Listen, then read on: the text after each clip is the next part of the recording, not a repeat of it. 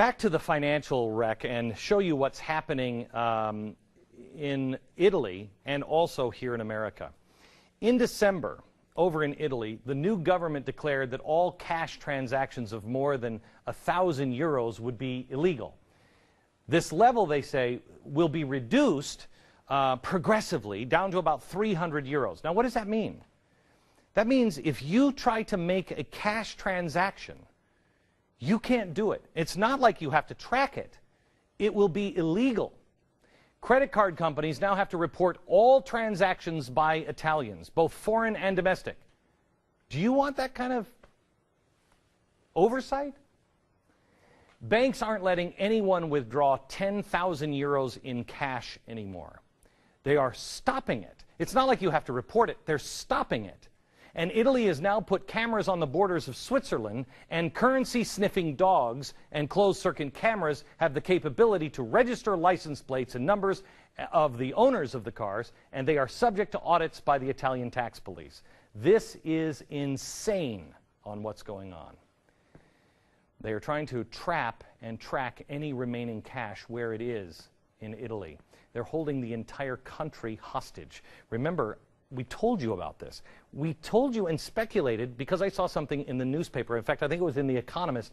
The foreign minister, the British foreign minister, he was talking about buying time. And I said, what do you think that means? You're being trapped. This is why, quote, diplomats have also been told to prepare to help tens of thousands of British citizens in Eurozone countries with the consequences of a financial collapse that would leave them unable to access bank accounts or even withdraw cash. They were talking about how do we bring them back home? From Europe? You get on a train or you get on a boat? No. You won't have the ability to move around or move cash around when the collapse comes. You've got to be where you're supposed to be when it comes. By the way, did I tell you we're in Texas? You should come to Oklahoma. I hear it's great. Why do you think Obama has a new Consumer Financial Protection Bureau? It's not. They're not trying to help you. Because they can put rules in to track your transactions and limit your withdrawals. That's what they're doing. That's crazy talk. That is my speculation. But that's what's happening. For your protection, of course. Does that system report to Congress? No. Nope. It's run by a technocrat. Oh, wait a minute. It's outside the framework of our constitutional republic. Why? Fundamental transformation of Italy. And if you say it can't happen, well, I'm sure that's what they said in November about Italy. And it's there. And it's coming here. Why is our president in such a hurry to get everything done? Answer is found in Italy. Different path, exact same outcome. Now, let me show you why they have to move so quickly. Because people in the world, once they figure this out, it will be too late. To get your money out, it will be too late. And the door will close quickly. It's why diamonds are going up in value.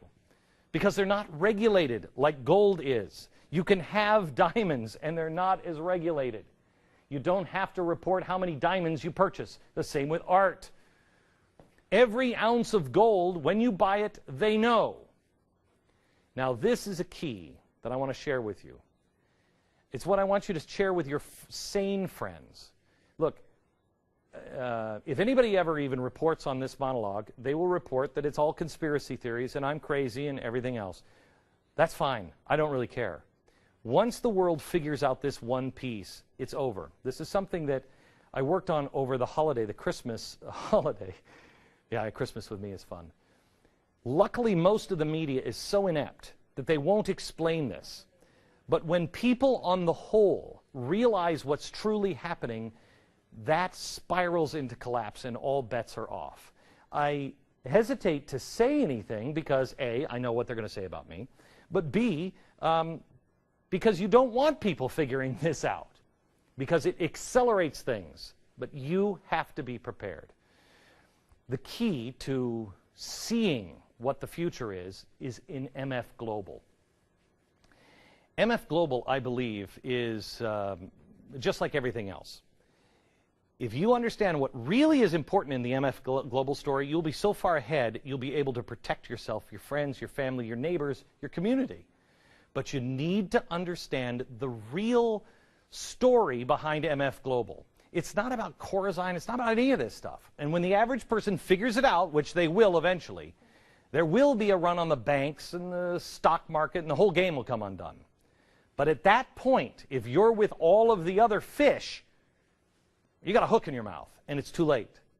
So let's dig in on the important stuff with MF Global. MF Global, these firms they're to help people invest, help investors trade public stocks and other securities. And here's what nobody has explained about MF Global. As their finances were crashing down, they actually blocked customers from their accounts for about a week. They couldn't sell. They incurred major losses. But that didn't happen with everybody. And now there's about $1 billion in cash missing. Do you see Corazine being vilified like Bernie Madoff was? No. He still, I guess, has credibility. He's dragged before Congress. He says, I don't know where the money is. So he's off the hook. End of the story of MF Global, and people move on. That's not even the beginning of the story. Should Corazine go to jail? Yeah, sure. What happened to the money? I don't know. But the most important thing that isn't being talked about is, does this affect me? No one is explaining it. So let me. Let's look at this, because really the stock market is like gambling. Let's look at this as gambling and monopoly money, which really is what's happening. Regular people trusted MF Global with their hard-earned money.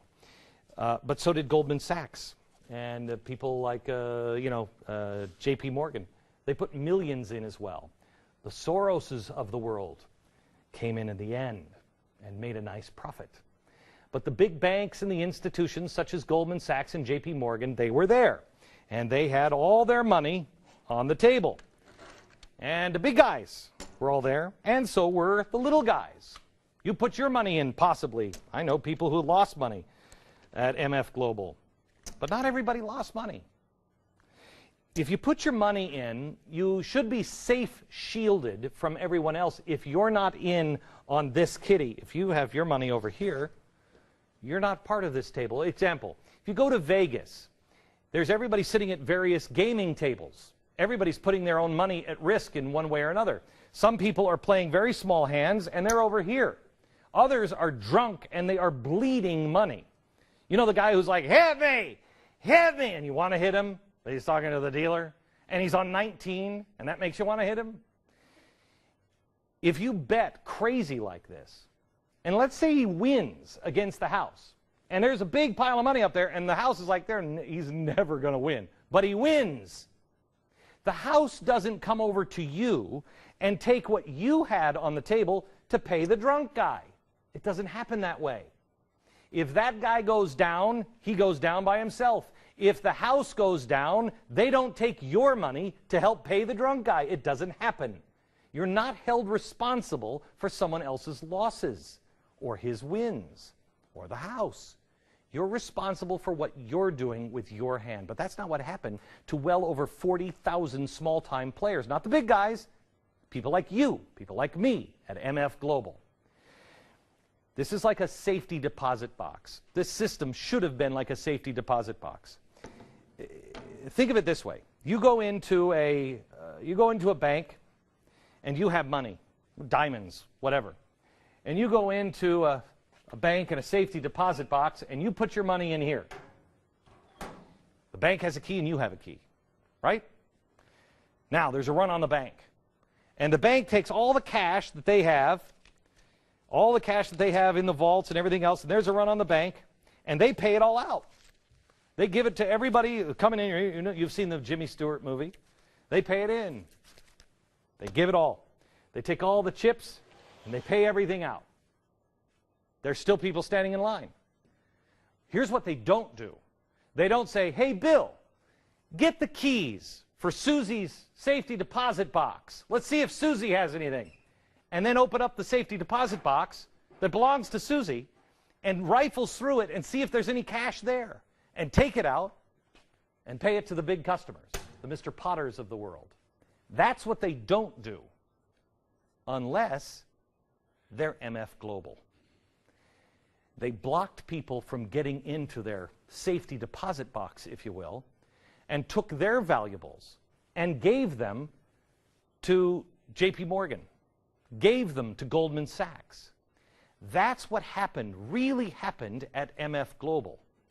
After a horrible, horrible bet on, of all things, European sovereign debt, even Mike Tyson, a guy who blew through $300 million on Siberian tigers, mansions, limos, and hookers, would say, you guys are crazy. Nobody does that. And when the euro started to decline and MF Global started going belly up, they desperately tried to cover their tracks and pay the big guys.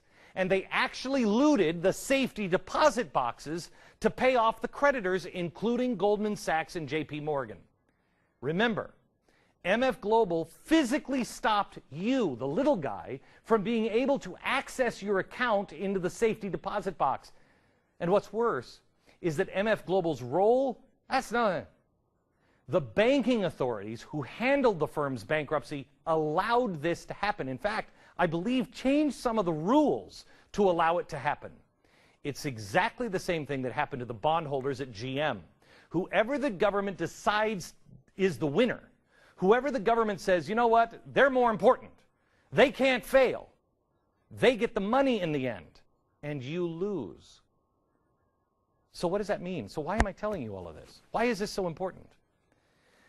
Because there is no safe place for your money in the end of a system like this. We are now becoming the opposite of what George Washington said we were. We are a country of men and not laws. That's not what we were supposed to be. We're a country of laws and not men. But now, the more important you are to the collective, if you're more important than that guy, you win, he loses. If he's more important than you, you lose. Well, you can't build anything of trust there because there are no rules except for the big guys. When people all around the world figure this out, which they will, eventually they will pull their money in panic out of mutual funds, out of investments, out of the banks. There'll be runs on the banks. And they will try to pour their money into something of value, but by that time it's gone. There's only so much of this on the planet. By that time, they will be regulated. By that time, you won't be able, it will look like Italy. You won't be able to buy anything with cash. The system will break down.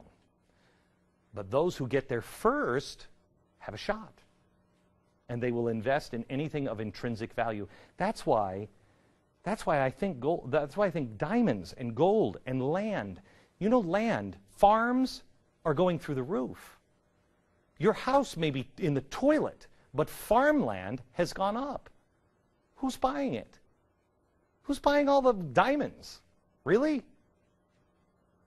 When you run out of those things, and when your cash is worthless, then the one who has the lead and the brass has the power. If you don't prepare yourself wisely, the best metals to invest in won't be gold and silver. They will be brass and lead. Back in a minute with the truth about the 2008 financial crisis